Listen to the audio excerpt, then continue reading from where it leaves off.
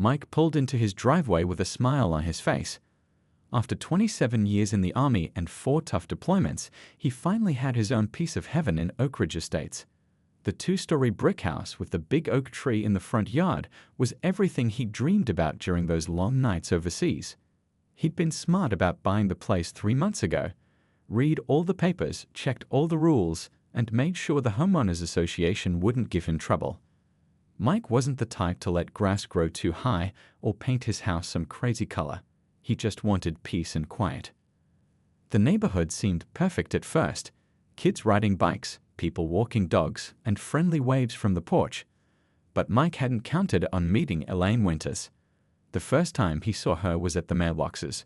Short gray hair cut in a sharp bob, expensive sunglasses, and a smile that never reached her eyes.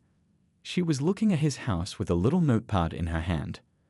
"You must be the new homeowner," she said, not extending her hand. "I'm Elaine Winters, HOA president. I see you've planted those rose bushes along your walkway." "Yes, ma'am," Mike said politely. "Always wanted a garden." "Well, just make sure they don't exceed 24 inches in height. It's in the bylaws, section 4.3. She walked away before he could answer. Mike shrugged it off. Every neighborhood had someone who took the rules too seriously. He went back to settling in, hanging pictures of his daughter Lisa and his old Army buddies, setting up his workshop in the garage, and planning his garden. It was Lisa who suggested the flagpole. "Dad, you served your country for almost 30 years. You should fly the flag." So he ordered a proper pole, installed it carefully by the side of the house, and raised both the American flag and his old regiment's flag beneath it. The following weekend, Mike drove to visit Lisa and his 2 grandsons in the next state over. They went fishing, had a barbecue, and for 3 days, he didn't think about Elaine Winters once. But when he pulled into his driveway Sunday night, tired but happy, he spotted it right away. A bright yellow paper taped to his front door. Even from the car, he could see the big black letters, "Violation Notice." Mike felt his jaw tighten as he pulled it down.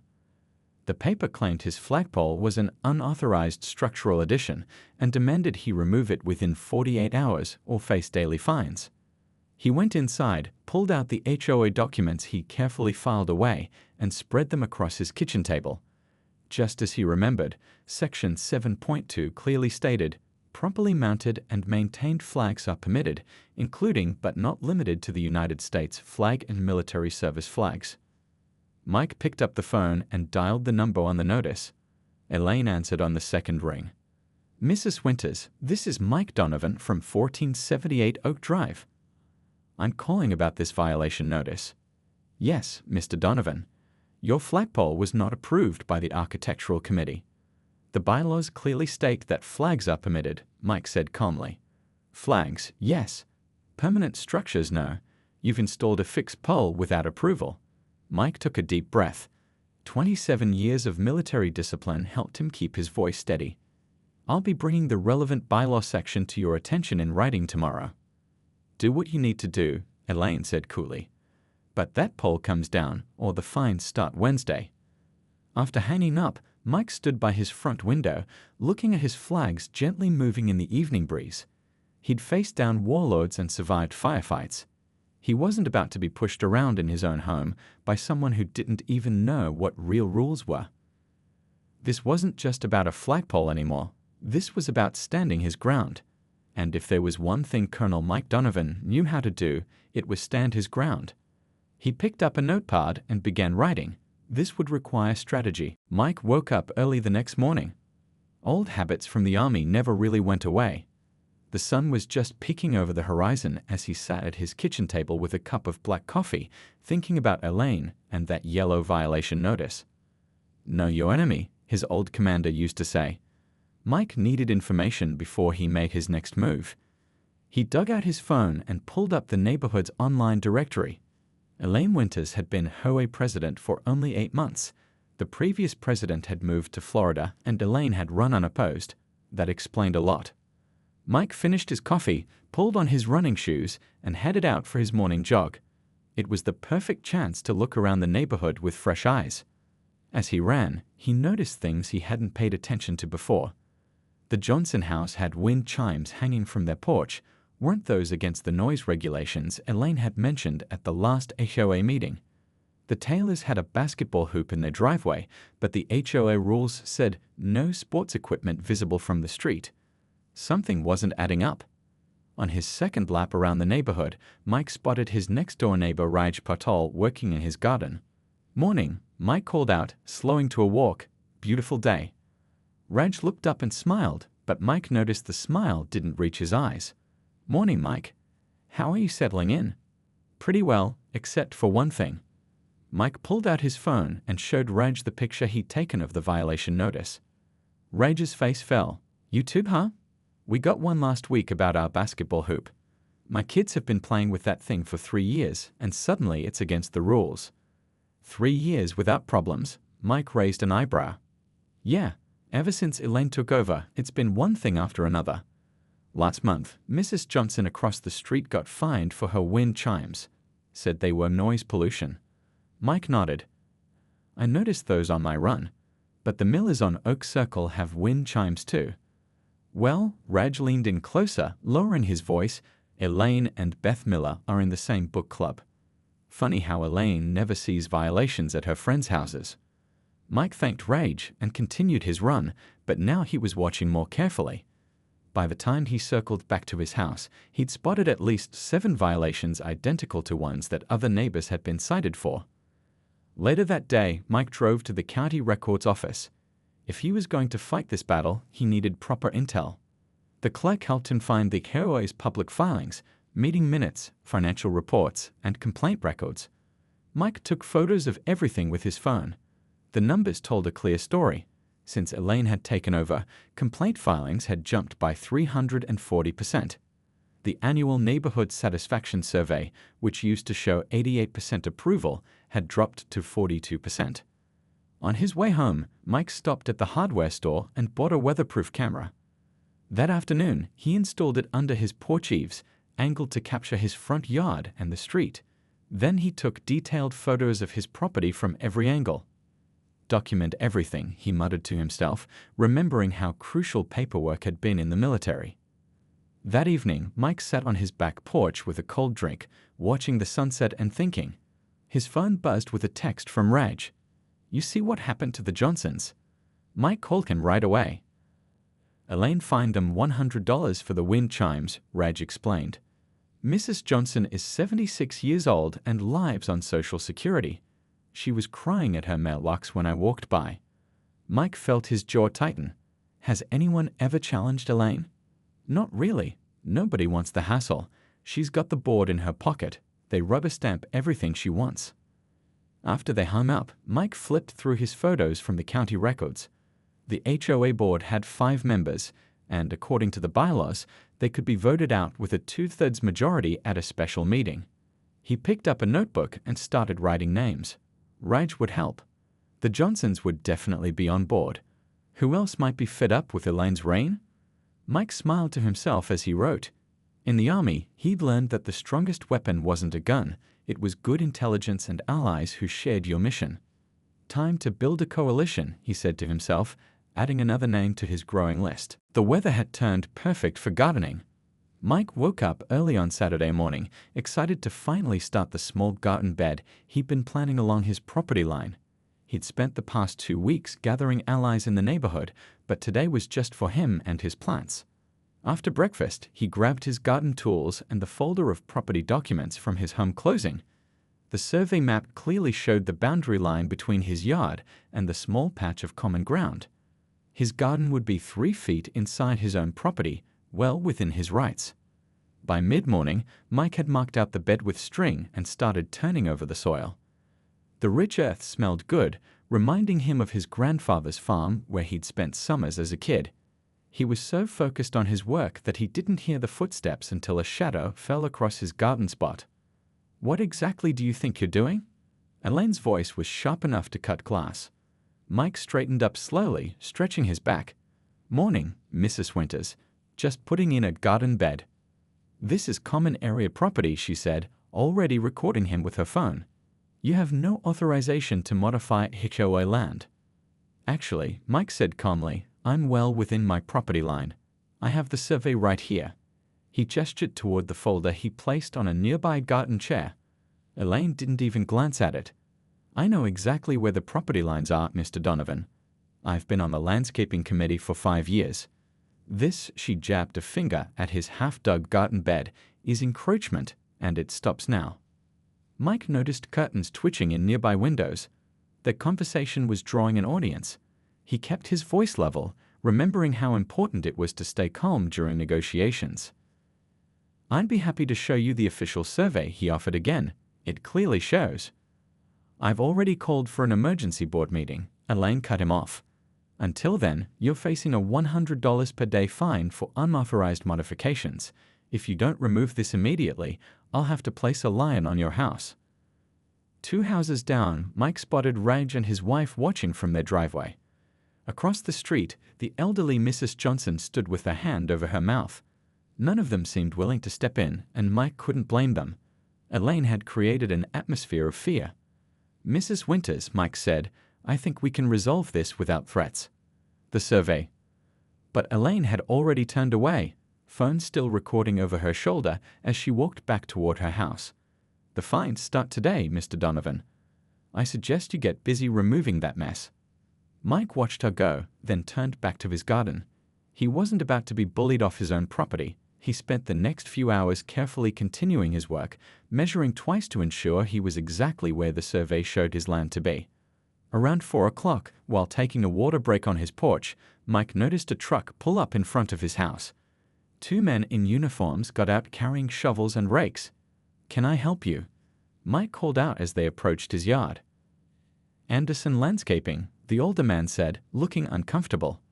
Mrs. Winters called us to remove an unauthorized garden bed from the common area. Mike set down his water glass. That garden bed is on my property, not common ground. The landscaper shifted his weight. Look, we're just doing what we were told. Mrs. Winters said it was an emergency restoration of HOA land. I understand, Mike said, walking over to his garden chair. But I have the property survey right here. Would you mind taking a look before you start digging? Unlike Elaine, the landscaper actually looked at the document. His eyebrows rose as he studied the clearly marked boundary lines. Well, he said finally, according to this, you're definitely on your own property. He handed the survey back to Mike and turned to his partner. Pack it up, Tom. We're not getting involved in a property dispute. As they loaded their tools back into the truck, the older man turned to Mike. Sorry about this. Mrs. Winters made it sound like you were tearing up the community flower beds or something. After they drove away, Mike sat back down on his porch, thinking this wasn't just about his garden anymore. If Elaine would send workers onto his property without permission, where would she stop? His phone buzzed with a text from Raj. Just saw what happened. Had my lawyer friend look at the HOA bylaws. Call me. Mike nodded to himself. It was time to take this to the next level. Mike sat at his kitchen table with a fresh pot of coffee brewing. It was Tuesday evening, and his living room was slowly filling with neighbors. Raj and his wife Priya had arrived first, bringing homemade cookies.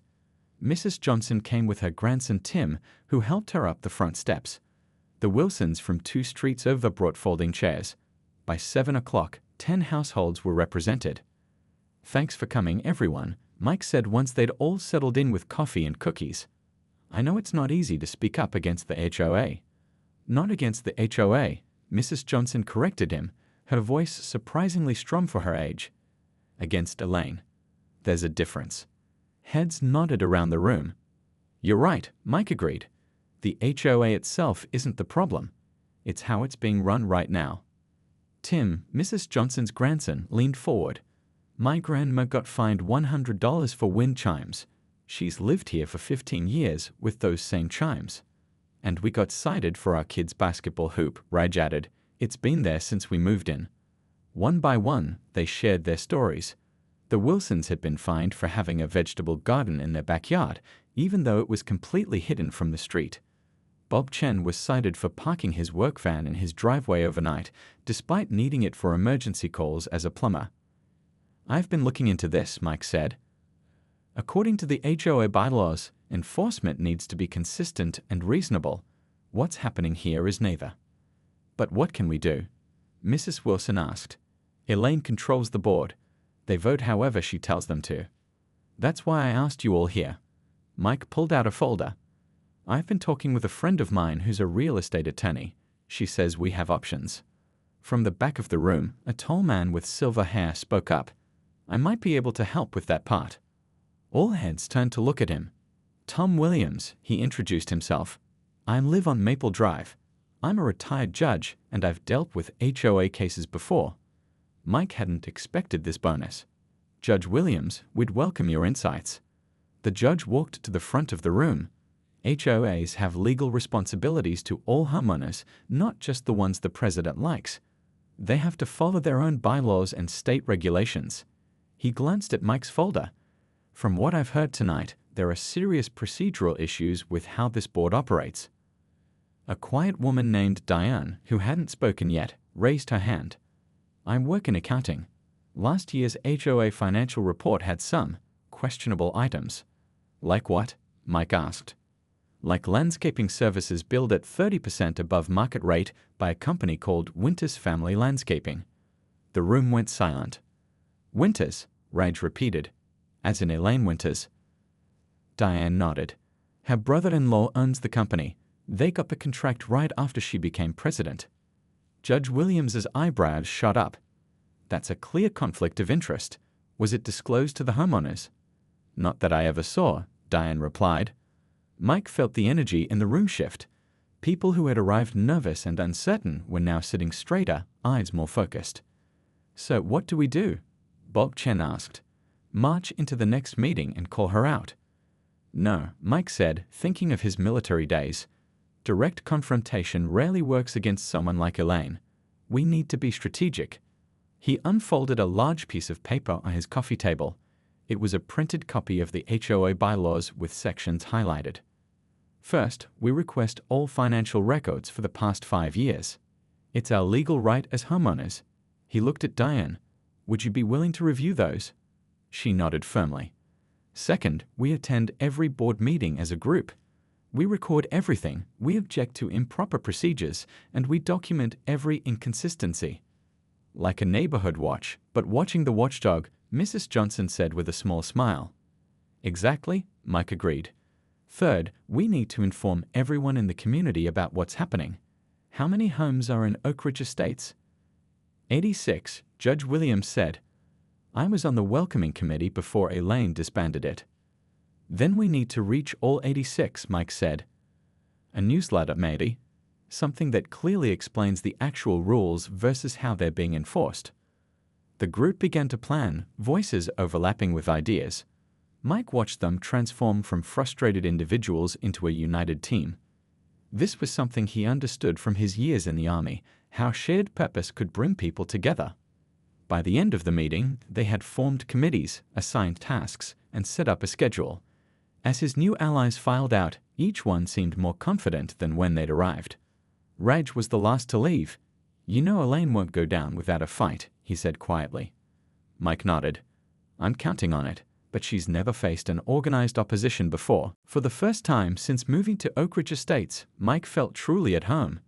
Not because of his house, but because of these people who were willing to stand up for their community. The morning sun streamed through Mike's home office window as he reviewed the latest reports from his team. 3 weeks had passed since their first meeting, and their campaign was in full swing. His dining room table was covered with papers, folders, and a large map of the neighborhood with color-coded pins showing which homes had joined their cause. Operation Oak Ridge, as Raj's kids had jokingly named it, was moving forward on all fronts. Mike's doorbell rang. It was Diane, the accountant, looking like she hadn't slept much. You need to see this, she said, dropping a thick folder on Mike's kitchen counter.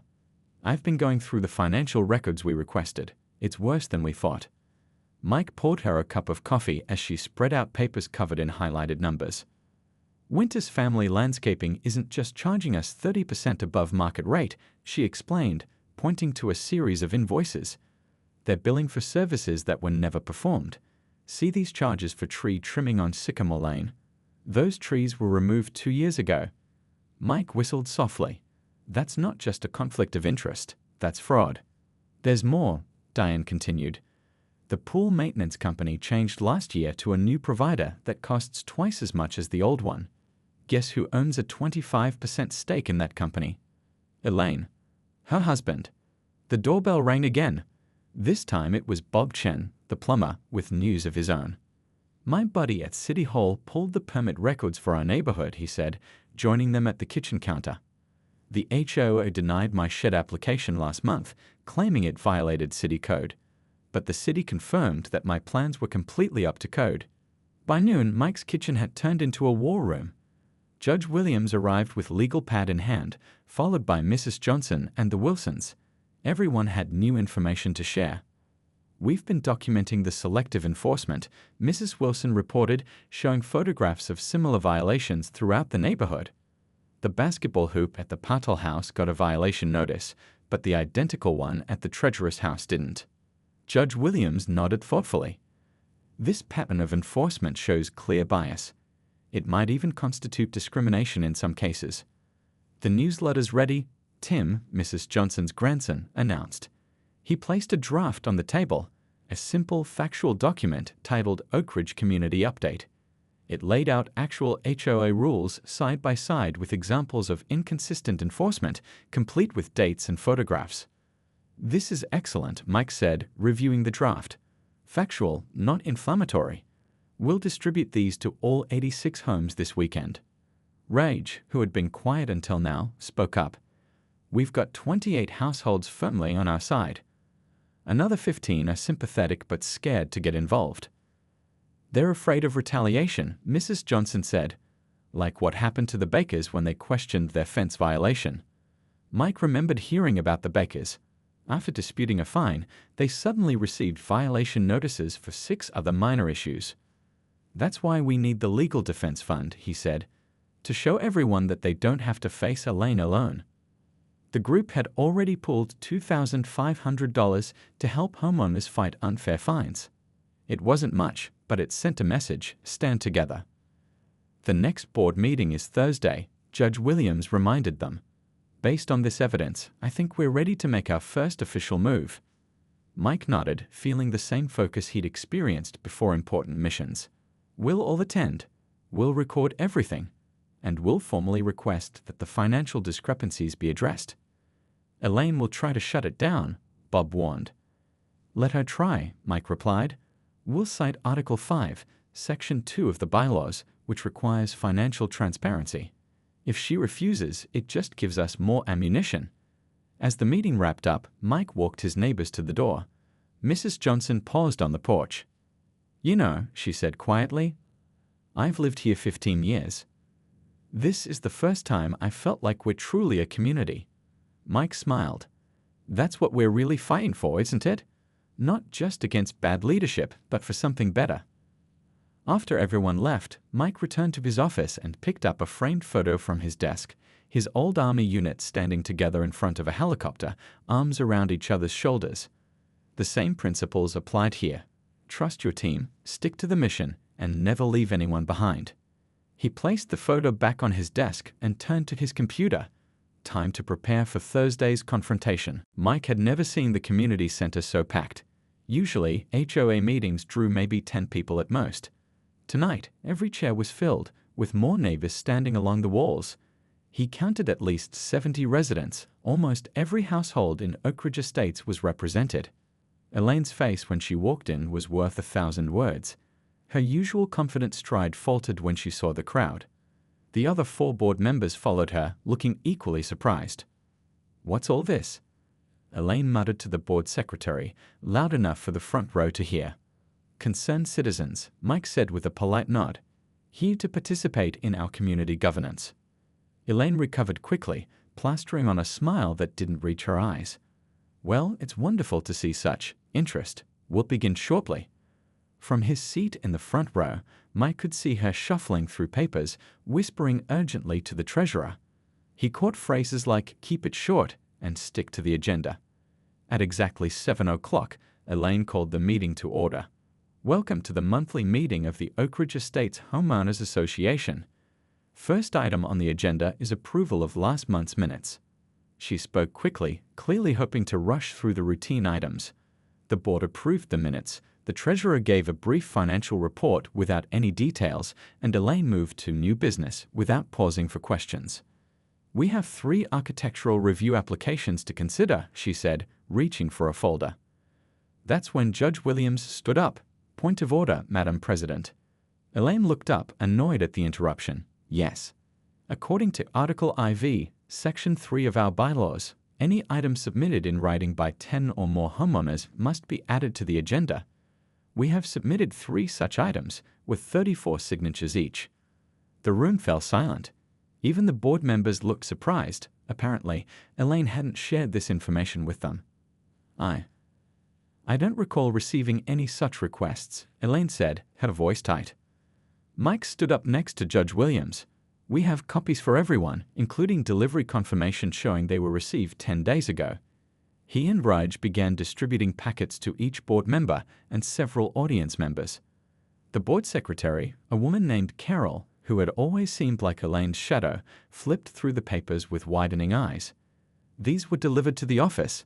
I never saw them." Elaine shot her a warning look, but it was too late. "Perhaps they were misplaced," Judge Williams said mildly. "But as they were properly submitted, according to our bylaws, they must be addressed at this meeting." The treasurer cleared his throat. "What exactly are these items?"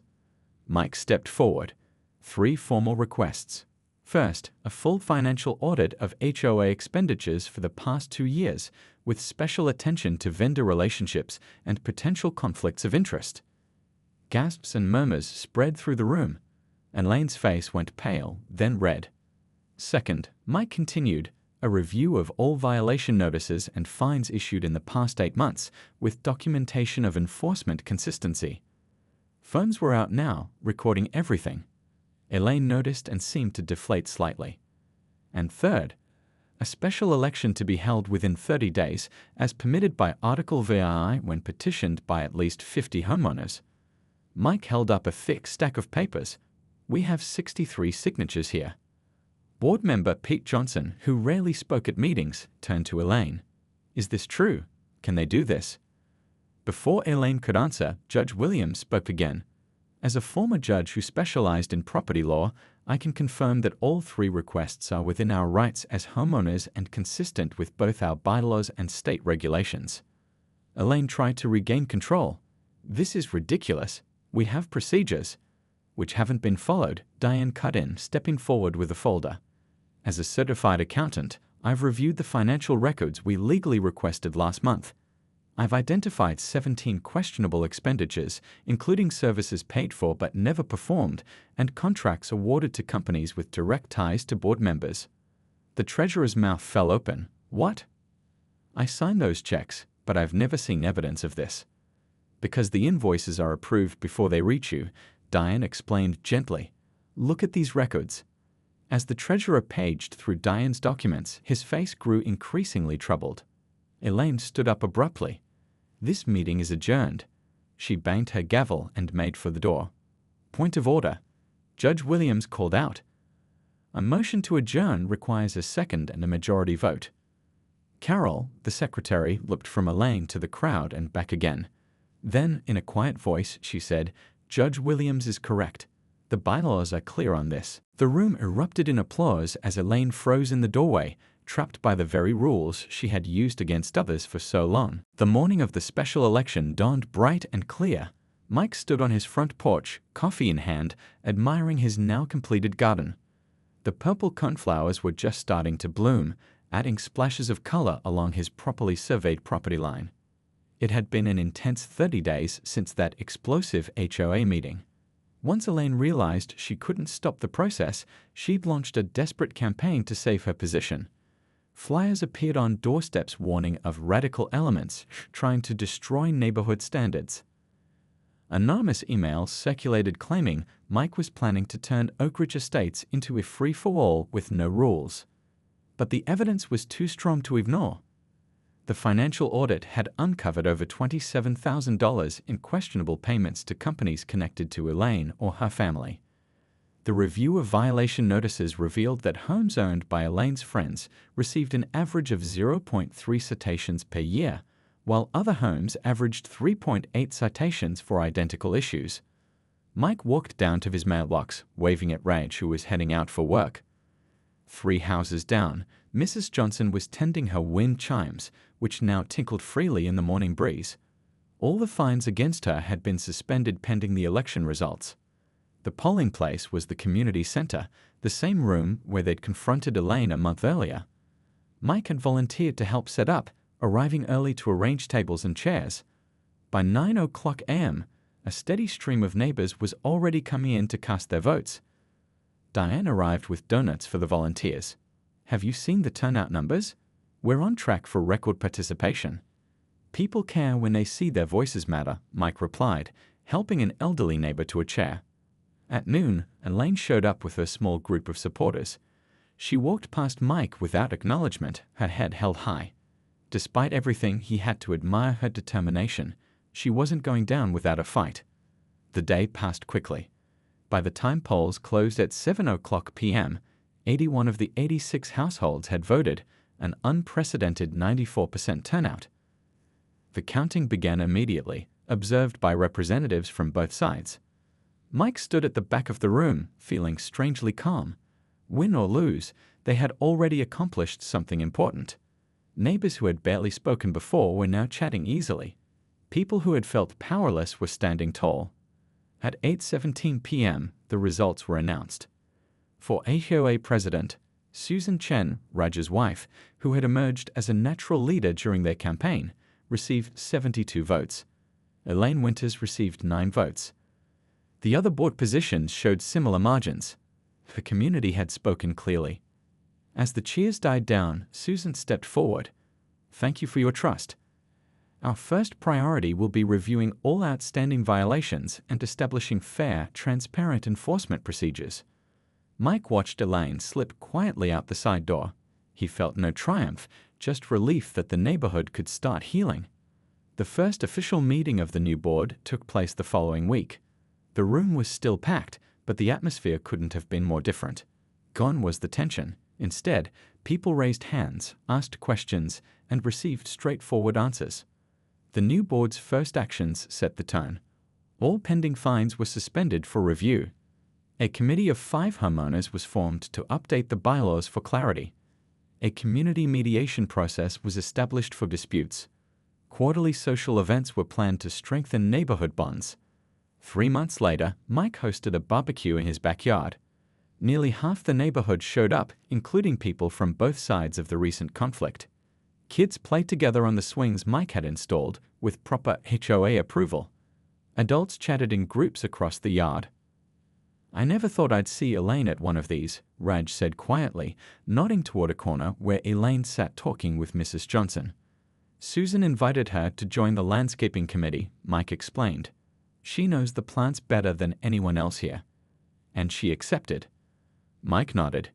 "Everyone needs to feel useful, even former dictators." As the evening wound down, Susan clinked her glass for attention. "I want to propose a toast to Mike. None of this would have happened without him." Mike felt his face grow warm as everyone turned to look at him. "No," he said, raising his own glass. "Here's to all of us. In the army, I learned that no battle is won by a single soldier. It takes a team, working together, believing in something bigger than themselves." He looked around at the faces of his neighbors, now his friends, and smiled. "And that's exactly what all of you did." As the sun set over his garden, Mike felt truly at home. Not just in his house, but in this community they had reclaimed together.